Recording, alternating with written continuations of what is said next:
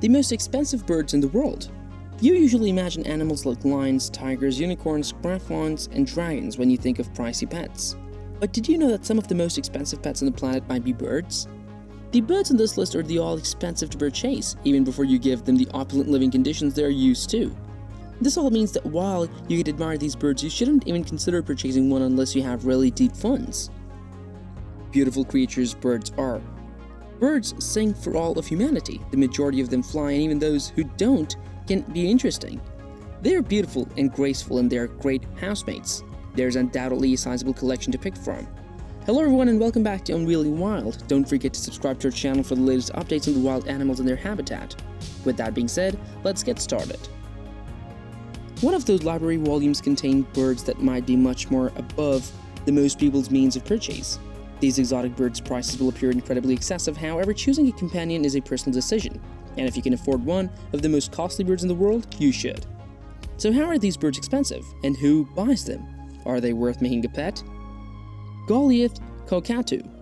The palm cockatoo, Probosciger eternis, commonly referred to as the Goliath or huge black cockatoo, is a sizable smoky gray or black parrot that is indigenous to New Guinea, the Aru Islands and the Cape York Peninsula. It has noticeable red face patches and a fairly huge black beak.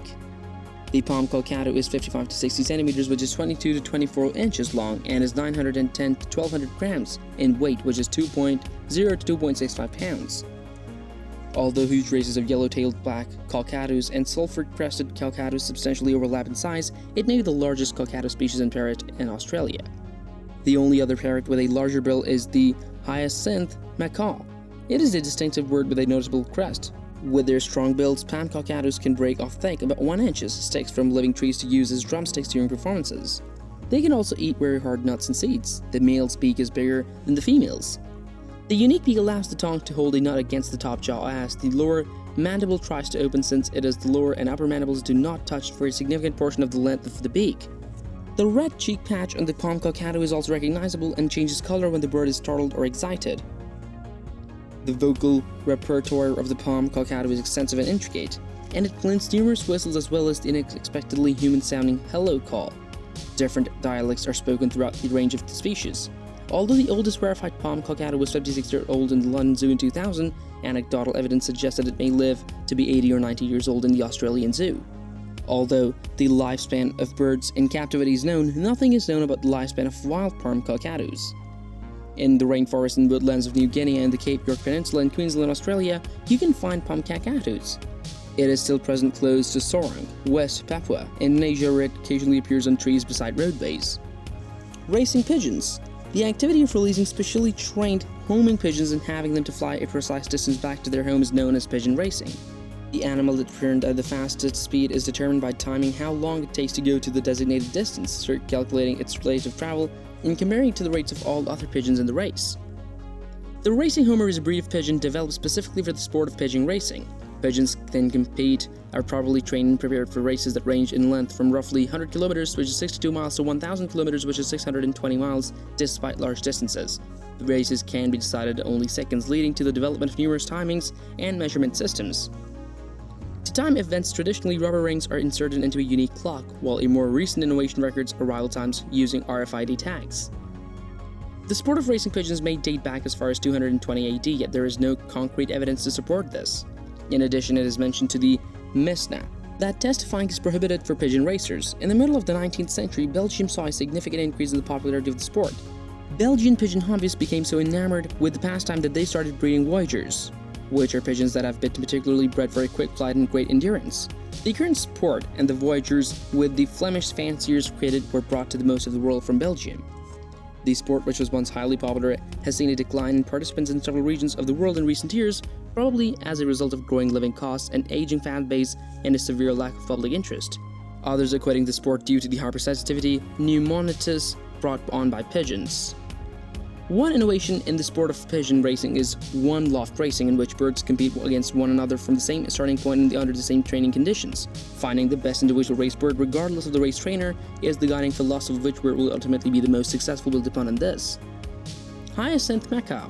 Antorrhynchus hyacintinus, often known as the hyacinthine macaw, is a parrot that is indigenous to Central and Eastern South America. It is the longest species of parrot, measuring roughly 1 meter from the top to the tip of its long, pointed tail. It is the largest macaw and the largest species of flying parrot, while the New Zealand flightless keep, which may weigh up to 3.5 kilograms, is larger. Although typically distinguishable, it could be mistaken for the tiny Lear's macaw.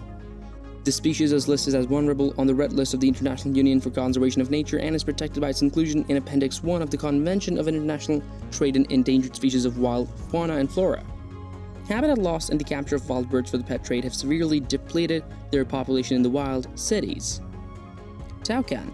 The family of Rhamphatidae of neotropical near passerine birds includes toucans. The American barbets and the Rhamphatidae are most closely related. They have huge, frequently vibrant bills and are marked. Over 40 distinct species are represented in the family's 5 genera. Toucans are arboreal birds that normally build their nests with 2 to 21 white eggs.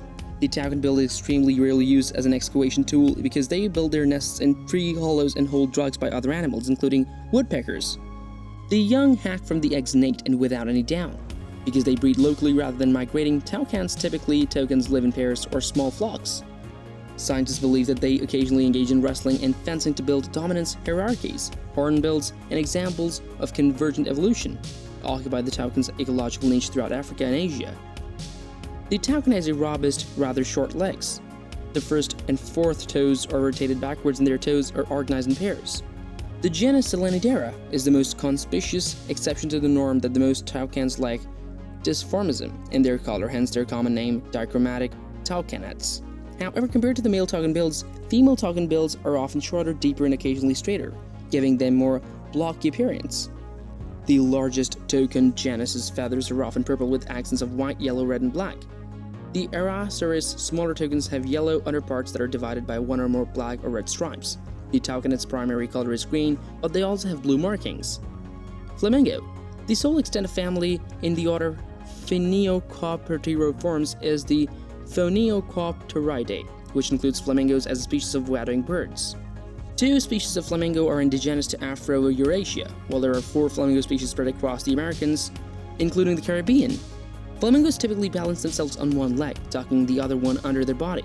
This behavior's cause is not entirely clear, given that they spend a lot of time wading in chilly weather and water. One idea holds that standing on one leg enables the bird to save more body heat.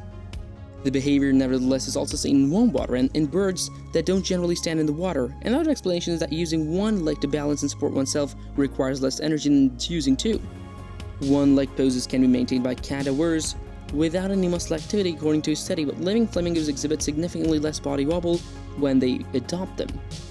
Flamingos can stand in the water as well as stamp in the mud with their webbed feet to stir up food from the bottom. Flamingos can fly, thus to keep them from escaping while they are in captivity, their wings are frequently clipped. In 2005, a pair of African flamingos from the Wichita, Kansas Zoo, who had not yet been their wings clipped, fled. 14 years later, one was discovered in Texas. Bird watchers had already seen it in Texas when consigned in Louisiana. Due to aqueous bacteria and beta-carotene from their diet, adult flamingos can range in color from light pink to bright red. Young flamingos hatch with grayish-red plumage. A healthy, vibrantly colored flamingo is more attractive to mates. In contrast, a white or pale flamingo is typically unwell or undernourished. The major exception is captive flamingos, who, if not given carotene at quantities equivalent to those found in the wild, may turn pale pink. So what are your views on this? Do you think their value is justified, or are they just overrated birds? Well, this brings us to the end of the video. If you enjoyed watching it, do like this video. Don't forget to subscribe to the channel for more insightful content from us. We'll see you at the next one. Until then, peace.